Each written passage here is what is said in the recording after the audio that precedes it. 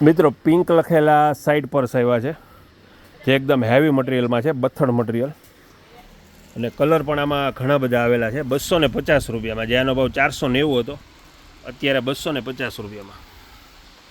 Pink, જે made in કોરિયાની બનાવટ છે, અને અલગ અલગ કલર આમાં બધા ઇંગ્લિશ કલર છે. 250.